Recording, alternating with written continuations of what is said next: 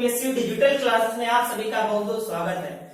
जैसा कि आप सभी लोग जानते हैं कि मैं रणवीर प्रजापति आप सभी को केमिस्ट्री सब्जेक्ट पढ़ा रहा हूं। तो सबसे पहले आज का जो मेन टॉपिक है वो क्या है, केमिस्ट्री।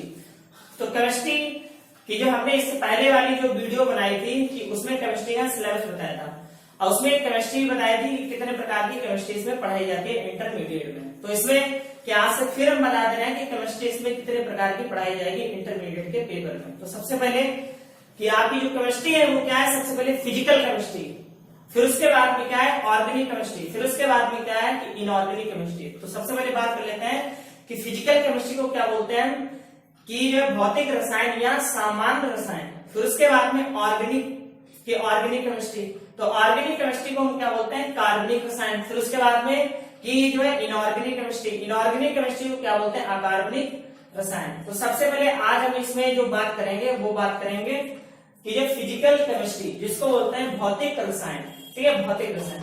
तो भौतिक रसायन में जो चैप्टर है कि इसमें कम से कम 6 चैप्टर हैं और इसमें जो पहला चैप्टर हम पढ़ाएंगे आपको कि रासायनिक बलगतकी, ये रासायनिक बलगतकी की जो यही यूनिट का नाम है रासायनिक बलगतकी और यही चैप्टर का भी नाम जो है आपका क्या है, रासायनिक बलगतकी, जिसको बोलते हैं केमिकल काइनेटिक्स। केमिकल काइनेटिक्स की जो इसमें कि जो किसका अध्ययन किया जाता है कि रासायनिक बलगतकी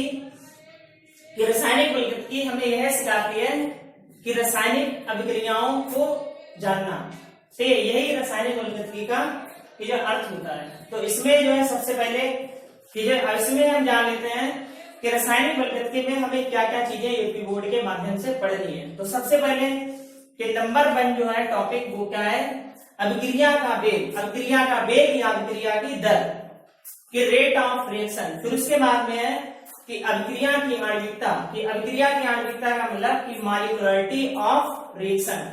फिर उसके बाद में है कि अभिक्रिया की कोटि, इसको बोलते हैं ऑर्डर ऑफ रिएक्शन। फिर उसके बाद में कि जो थर्ड टॉपिक है कि अभिक्रिया की आणविकता तथा कोटि में अंतर। तो इसमें जो है difference between order of reaction and molecularity. तो जेटो में इसमें ये टॉपिक चौथा है और उसके बाद में कि जो 5वां टॉपिक है वो क्या है कि प्रथम कोटि की अभिक्रिया जिसको बोलते हैं फर्स्ट ऑर्डर ऑफ रिएक्शन। फिर उसके बाद में इसमें शून्य कोटि की अभिक्रिया जिसको बोलते हैं जीरो ऑर्डर ऑफ रिएक्शन, ठीक है। तो इतना तो सिलेबस में हमें रासायनिक बलगतकी बारे में पढ़ना है, मगर हम तुम्हें 2 एक्स्ट्रा पढ़ाएंगे, एक द्वितीय कोटि की अभिक्रिया, एक तृतीय कोटि की अभिक्रिया जिसको बोलते हैं सेकंड ऑर्डर ऑफ रिएक्शन और फिर उसके बाद में बोलते हैं थर्ड ऑर्डर ऑफ रिएक्शन। तो इस तरीके से कि द्वितीय कोटि और तृतीय कोटि की अभिक्रिया हम तुम्हें एक्स्ट्रा पढ़ाएंगे, ठीक है। जबकि जो पहले बताया था वही तुम्हारे सिलेबस में बोर्ड में 100% आएगा।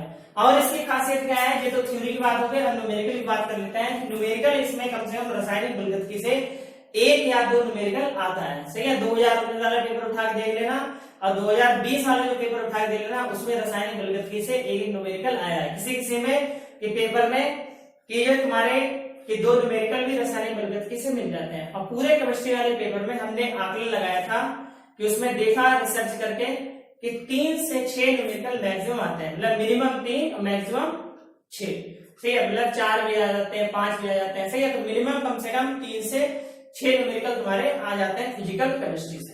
तो अब हम इसमें ये बात करते हैं कि रासायनिक की अभिक्रिया का वेग। तो इसमें जो है यहाँ पर जो हम बात करेंगे कि अभिक्रिया का वेग जिसको बोलते हैं रेट ऑफ रिएक्शन। तो rate of reaction, what is rate of reaction. तो इसमें जो है हमें क्या पढ़ना है, सबसे पहले रेट ऑफ रिएक्शन मतलब अभिक्रिया का वेग या अभिक्रिया की दर। तो रेट ऑफ रिएक्शन क्या होता है कि इकाई समय में किसी रासायनिक अभिक्रिया के अभिकारक की या उत्पाद की सांद्रता में होने वाले परिवर्तन को उस रासायनिक अभिक्रिया की दर या वेग कहते हैं। तो इस तरीके से हम रासायनिक अभिक्रिया के वेग को क्या करेंगे, डिफाइन करेंगे, ठीक है। अब हम फिर से रिपीट कर दे रहे हैं इसकी परिभाषा को जिससे आप लोगों को पूर्ण रूप से समझ में आ जाए। तो फिर से हम कह दे रहे हैं कि इसके इकाई समय में कि इसके इकाई समय में किसी रासायनिक अभिक्रिया के अभिकारक या उत्पाद की सांद्रता में होने वाले परिवर्तन को उस रासायनिक अभिक्रिया की दर या वेग कहते हैं। तो ये हो गई रासायनिक अभिक्रिया के वेग की डेफिनेशन से। उसके बाद में अब आ जाते हैं फार्मूले पे कि मैन क्या है फार्मूला कि अभिक्रिया का वेग बराबर अभिकारक या उत्पाद की सांद्रता में होने वाला परिवर्तन अपॉन परिवर्तन में लगा समय। तो ये किसका है फार्मूला अभिक्रिया का वेग। तो देखो फार्मूले से डेफिनेशन बन जाते हैं, फार्मूले से क्या बन जाते हैं डेफिनेशन। तो हम देखो फिर से बोले जरा कि इकाई समय में किसी रासायनिक अभिक्रिया के अभिकारक या उत्पाद की सांद्रता में होने वाले परिवर्तन को उस रासायनिक अभिक्रिया का वेग या दर कहते हैं। तो ये अभिक्रिया के वेग की क्या हो गई डेफिनेशन। ठीक है, अब इसमें कि इसको दूसरी तरीके से हम जो है डिफाइन कर सकते हैं कि अभिक्रिया का वेग सांद्रता जिसको बोलते हैं कंसंट्रेशन। ठीक है, इसमें जो है इसको delta C upon delta T से डिनोट करते हैं। ठीक है, इसका जो दूसरा फार्मूला आ गया कि अभिक्रिया का वेग बराबर delta C upon delta T. तो ये तो बात हो गई अभिक्रिया के वेग की। सही है, अब इसमें हम ये जान लेते हैं कि अभिक्रिया का कि जो अभिक्रिया के अभिकारक और अभिक्रिया का वेग क्या क्या होता है। ठीक है, इस तरीके तो जैसे मान लिया कि इसमें तुमने पढ़ा होगा कि अभिक्रिया के अभिकारक और अभिक्रिया का के उत्पाद से किस तरीके से पता चलेगा कि उत्पाद क्या होते हैं, अभिकारक क्या होते हैं। कि अभिकारक वे पदार्थ होते हैं कि जो रिएक्शन करके क्या बनाते हैं उत्पाद। ठीक है, मतलब कि जैसे मान लिया चाय है तो चाय को बनाने के लिए क्या करते हैं, चाय की पत्ती डालते हैं और दूध डालते हैं और पानी मिलाते हैं, तो उसमें जे क्या है अभिकारक। अब बन क्या जाती है चाय, तो उसे क्या बोलते हैं उत्पाद। तो अभिकारक से क्या बनता है उत्पाद। इसमें 3N2 + 3H2 तीर का निशान क्या बनता है 2NH3। ठीक है, तो ये क्या बन गया अमोनिया। अब देखो नाइट्रोजन इधर कितने हैं 2, हाइड्रोजन इधर कितने हैं 6, क्योंकि 3 दूनी 6। इधर हाइड्रोजन कितने होगा 2 दूनिया 6, इधर 2 दूनी के 2 एकम 2, मतलब कि नाइट्रोजन इधर 2, नाइट्रोजन इधर भी 2, इधर हाइड्रोजन 6, इधर भी हाइड्रोजन 6। ठीक है, तो ये क्या बन गया तुम्हारे अभिकारक और ये क्या बन गया तुम्हारे उत्पाद। ठीक है, ये क्या बन गया अभिकारक और ये क्या बन गया उत्पाद। ठीक है, अब ये तो अभिक्रिया के वेग की बात हो गई। अब उसके बाद में हम बात कर लेते हैं कि अभिक्रिया के वेग का मात्रक। अभिक्रिया के वेग का मात्रक क्या होगा कि जैसे अभिक्रिया का वेग का मात्रक जैसे सांद्रता किसमें होती है मोल प्रति लीटर में, मोल प्रति लीटर में होती है। और टाइम का मात्रक क्या होता है सेकेंड या मिनट। तो इसमें जो है अगर इसमें हम बात करते हैं कि अभिक्रिया की सांद्रता जो यहाँ पर है वो क्या है मोल प्रति लीटर, मतलब मोल प्रति लीटर, मोल प्रति क्या हो जाएगी लीटर और नीचे क्या है सेकंड। तो यहाँ पर बात हो जाएगी सेकंड की। ठीक है, सेकंड। अब जिस सेकंड कहाँ चला जाएगा यहाँ पर, तो क्या बन जाएगा तुम्हारा मोल अपॉन लीटर इनटू और क्या सेकंड। ठीक है, सेकंड। अब इन दोनों को ऊपर भेज दो तो यहाँ पर क्या बन जाएगा मोल